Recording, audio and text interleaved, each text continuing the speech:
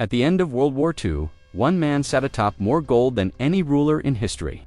He commanded vaults so full that engineers worried the floors might fail. His country held roughly 2/3 of the world's official gold reserves. Nations begged him for loans. Currencies bowed to his dollar. The war was over, the world was shattered, and gold real, physical gold, was supposed to guarantee a new era of stability. Then, over the next few decades, that gold began to vanish. Not stolen in a single heist, not lost to fire or flood. It disappeared through signatures, agreements, and quiet shipments under armed guard. And the twist is this: the gold didn't vanish by accident. It vanished because the system that promised to protect it was never meant to keep it all in one place. To understand the gold that disappeared after World War II, you have to understand why it mattered so much in the first place. Gold was not just wealth, it was credibility.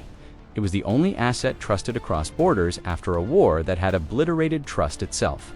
Before the war, gold already sat at the center of global finance. The gold standard had dominated the 19th and early 20th centuries. Tying currencies to fixed quantities of metal, World War I shattered that system, but it didn't destroy belief in gold. If anything, it strengthened it. Paper promises had failed. Governments had printed money to survive. Inflation had punished savers. By the 1930s, gold was once again seen as the ultimate anchor.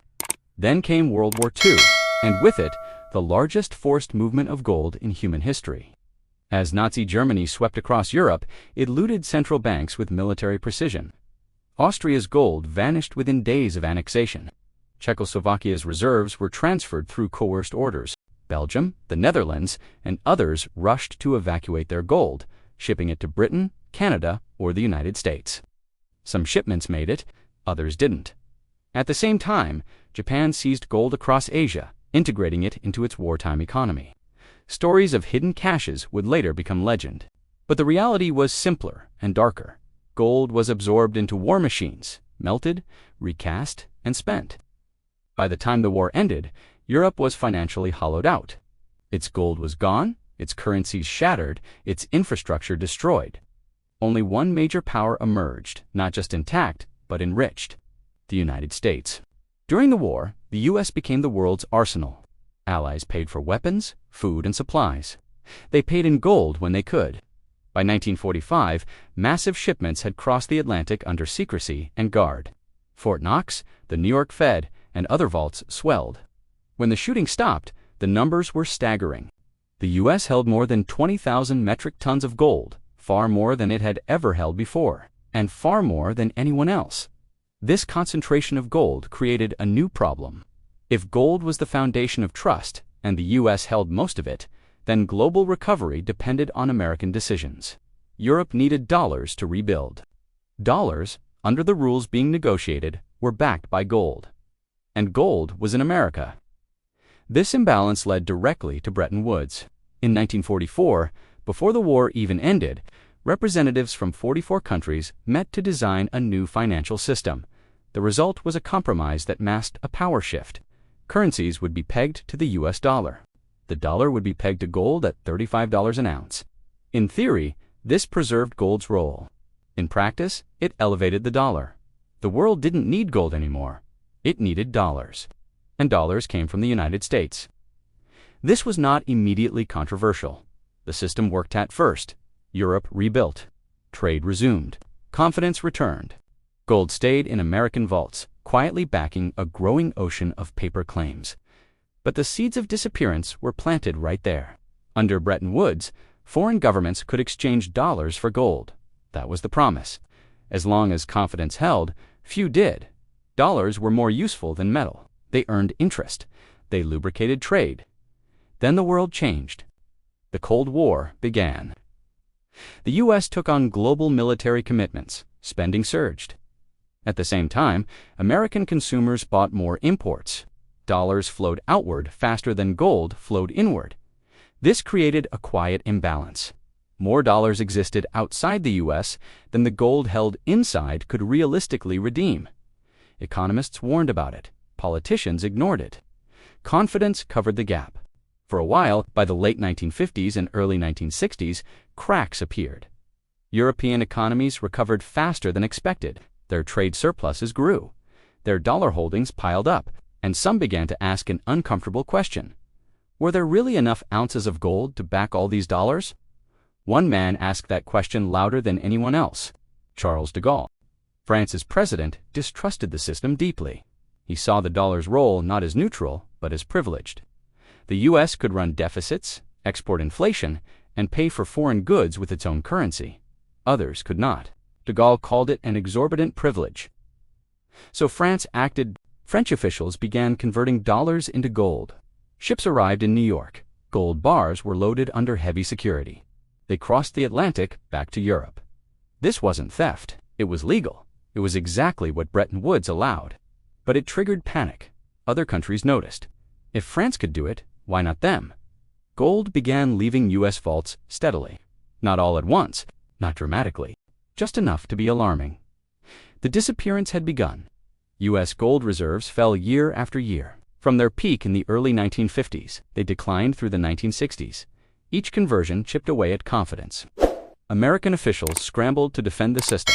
They created the London Gold Pool, coordinating with other central banks to suppress gold prices and discourage conversions. They imposed capital controls. They used diplomacy to pressure allies.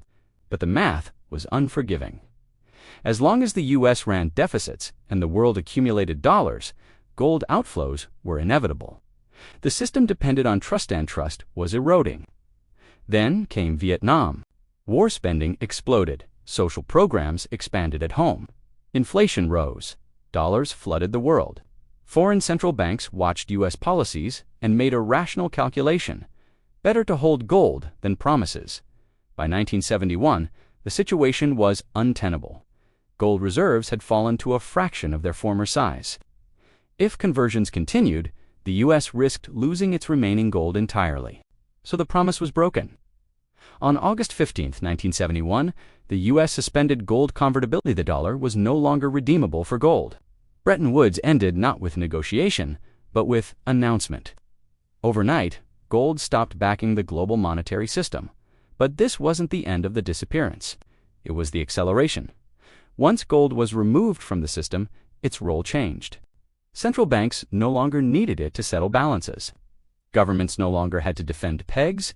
Gold became a reserve asset, not a foundation. Some countries sold, others quietly accumulated, but transparency faded. The question shifted from how much gold backs the currency to how much gold does anyone really have. This is where mystery deepened. During the Cold War, gold movements were often classified. Vault audits were infrequent. Leases, swaps, and custodial arrangements blurred ownership. Gold didn't just move physically, it moved legally. Central banks lent gold to bullion banks. Bullion banks sold it into markets. Buyers held claims. The same gold supported multiple promises. This practice increased liquidity, but reduced clarity. Was the gold gone or just encumbered? No one outside central banking circles could say for sure. At the same time, another narrative grew: the missing gold of the war itself. Investigations into Nazi looting uncovered massive crimes, but also massive gaps. Some gold was recovered and returned, some compensated through settlements, some vanished into private hands, melted, laundered, absorbed into post-war economies. In Asia, stories of hidden Japanese war gold circulated for decades. While many claims were exaggerated or mythical, the underlying truth remained. Wartime chaos allowed enormous transfers of wealth that were never fully traced. The post-war order chose stability over forensic accounting. The priority was rebuilding, not reopening every vault. As decades passed, gold faded from public consciousness. Currencies floated. Financial markets expanded. Derivatives multiplied. Digital balances replaced physical reserves. Gold sat quietly in vaults, out of sight, until crises returned. In the late 20th and early 21st centuries, financial shocks revived interest in gold. Inflation fears, currency crises, banking collapses, and with them, questions. Some countries asked to repatriate their gold from foreign vaults. Germany famously did so, slowly and cautiously. Others audited reserves and found discrepancies between physical holdings and paper claims. The disappearance wasn't total, but it was undeniable. Gold had moved from being a shared anchor to a fragmented, opaque asset. Modern parallels are impossible to ignore. Today, global debt dwarfs gold reserves. Currencies are backed by confidence alone. Central banks still hold gold, but its role is symbolic, not structural. And yet, when trust wavers, gold prices surge. Investors return to it instinctively. Governments quietly accumulate it, especially those wary of dollar dominance. The same pattern repeats. Systems concentrate power. Concentration creates imbalance. Imbalance leads to extraction or flight. Assets move. Narratives change. The gold didn't disappear in a single moment. It disappeared as the world chose convenience over constraint. 3 takeaways stand out clearly. First, gold didn't fail the system. The system outgrew gold and left it behind when it became inconvenient. Second, disappearance doesn't always mean theft. Sometimes it means dilution, leverage, and promises stacked on top of reality. Third, trust, once broken, is rarely restored in the same form. It is replaced, not repaired. The warning is subtle, but serious. Systems that rely on confidence without anchors are powerful, but fragile.